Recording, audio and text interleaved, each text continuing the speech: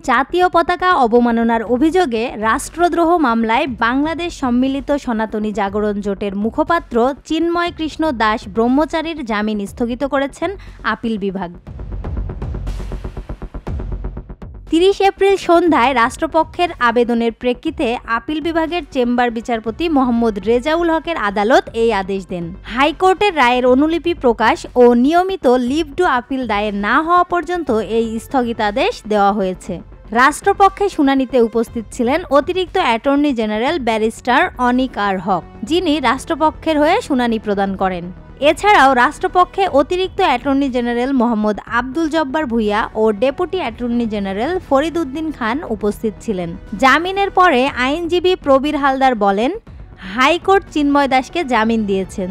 জামিন হওয়ায় তার মুক্তিতে আইনত কোনো বাধা নেই। তবে হাইকোর্টের রায়ের পরপরই রাষ্ট্রপক্ষ আপিল বিভাগে আবেদন জানায়। পরে সন্ধ্যায় চেম্বার বিচারপতির আদালতে শুনানি হয়। শুনানি নিয়ে হাইকোর্টের রায়ের কার্যকারিতা স্থগিত করা হয়। ফলে চিন্ময় দাসের কারামুক্তি মিলছে না বলে জানান আইনজীবীরা। এর আগে বিকেলে চিন্ময় দাসের জামিন প্রশ্নে রুল অ্যাবসলিউট ঘোষণা করে জামিন দেন হাইকোর্ট। রুলের ওপর চূড়ান্ত শুনানি শেষে আজ বুধবার বিচারপতি মোহাম্মদ আতোয়ার রহমান ও বিচারপতি মোহাম্মদ আলী রেজার সমন্বয়ে গঠিত হাইকোর্ট বেঞ্চ এই রায় দেন। মামলায় জামিন চেয়ে চিন্ময় দাসের করা আবেদনের শুনানি নিয়ে হাইকোর্ট গত ৪ ফেব্রুয়ারি রুল দিয়েছিলেন। চিন্ময়কে কেন জামিন দেওয়া হবে না রুলে তা জানতে চাওয়া হয়। গত ২৩ এপ্রিল হাইকোর্ট রুল শুনানির জন্য ৩০ এপ্রিল তারিখ রাখেন। এরই ধারাবাহিকতায় আজ শুনানি নিয়ে রুল অ্যাবসলিউট ঘোষণা করে সিদ্ধান্ত দেন হাইকোর্ট। আদালতে চিন্ময় দাসের পক্ষে আইনজীবী ZI খান পান্না, প্রবীর হালদার ও অপূর্ব কুমার ভট্টাচার্য শুনানিতে ছিলেন। এই মামলায় চট্টগ্রাম মহানগর দায়রা জজ গত ২রা জানুয়ারি চিন্ময়ের জামিন আবেদন খারিজ করে আদেশ দিয়েছিলেন। এ নিয়ে হাইকোর্টে অন্তর্বর্তীকালীন জামিন চেয়ে গত ১২ জানুয়ারি আবেদনটি করেছিলেন চিন্ময় দাস। এ আবেদনের শুনানি নিয়ে গত ৪ ফেব্রুয়ারি রুল দেন হাইকোর্ট। রুলের ওপর চূড়ান্ত শুনানি শেষে আজ সিদ্ধান্ত দেন আদালত।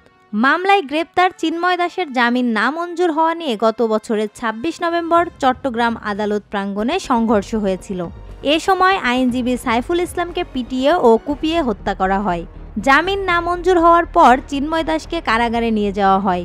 পরদিন জামিন শুনানির দিন ধার্য থাকলেও আইনজীবীর হত্যার প্রতিবাদে কর্মবিরতির ডাক দিলে আদালতের কার্যক্রম বন্ধ থাকে। পরে আদালত গত ৩রা ডিসেম্বর শুনানির দিন রাখেন।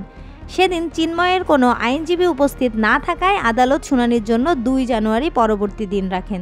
সেদিন তার জামিন আবেদন নামঞ্জুর হয়। উল্লেখ্য, গত বছরের ৩১ অক্টোবর নগরের চান্দগাঁও মোহরা ওয়ার্ড বিএনপির তৎকালীন সাধারণ সম্পাদক ফিরোজ খান বাদী হয়ে কোতোয়ালি থানায় চিন্ময় কৃষ্ণ দাস ব্রহ্মচারী সহ ১৯ জনের বিরুদ্ধে রাষ্ট্রদ্রোহের অভিযোগে ওই মামলা করেন। পরে ফিরোজ খানকে বিএনপি থেকে অব্যাহতি দেওয়া হয়।